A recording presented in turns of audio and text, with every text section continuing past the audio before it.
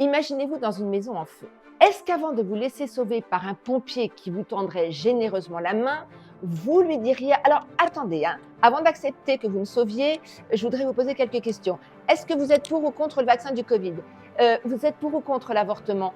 Ah, et puis, vous êtes monarchiste ? Vous étiez pour Sarkozy, vous avez voté pour lui ? Et j'en passe. Bien sûr que non. Vous le laisseriez vous sauver et éventuellement, plus tard, vous tenteriez de le convaincre de vos idées.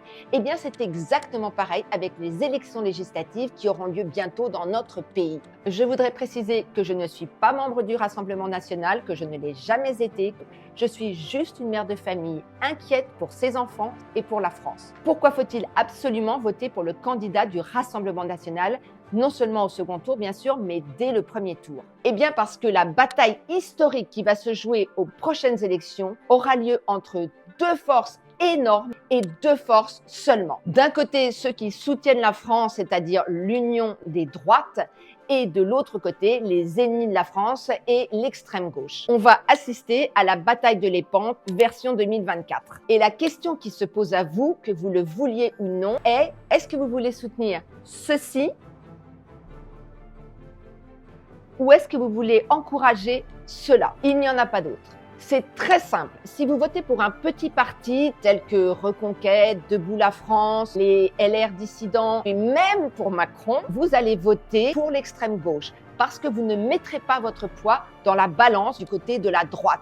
De la même manière, si vous vous abstenez, si vous votez blanc ou si vous votez nul, malgré vous, vous ferez pencher la balance du côté de l'extrême gauche. Donc, on n'a pas le choix. Je sais bien que c'est une réalité qui vous déplaît parce qu'on aimerait tous avoir un candidat qui corresponde à nos idées à 100%, mais ce n'est pas la réalité et il faut donc s'adapter à la réalité. En particulier parce que c'est un scrutin majoritaire à deux tours. Je ne disais pas du tout la même chose pour les élections européennes où quand un parti était crédité par les instituts de sondage de 5% environ, on était à peu près sûr que ce parti enverrait des députés au Parlement européen. Là, ce n'est pas du tout la même chose et voter pour autre chose qu'un parti qui sera au deuxième tour, c'est gâcher votre voix. Et on sait sans aucun doute possible que les deux partis qui seront au deuxième tour seront le Rassemblement national associé à Éric Ciotti et le Front populaire d'extrême gauche, en particulier avec Poutou qui défend une France sans frontières.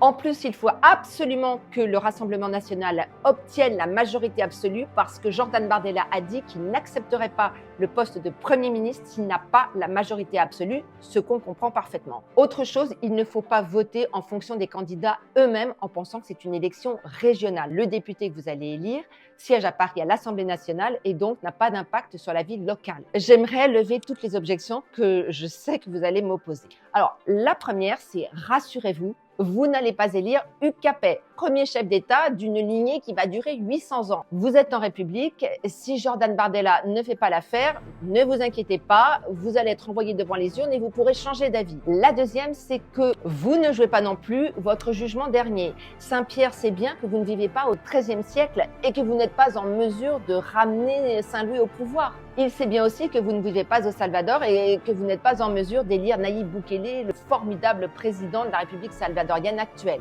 Alors, vous préféreriez peut-être le retour d'un roi. On aimerait tous qu'il fasse très beau, mais quand on nous donne le choix entre un orage et un ouragan, eh bien, on choisit l'orage, ce qui ne nous empêche pas d'ailleurs d'espérer qu'un jour il fera très beau. Enfin, vous vous dites peut-être que Jordan Bardella n'a que 28 ans. Eh bien, rappelez-vous que le prince de Condé a gagné la bataille de Rocroi en 1643 à 22 ans seulement. Si vous êtes d'accord avec moi, partagez cette vidéo au maximum.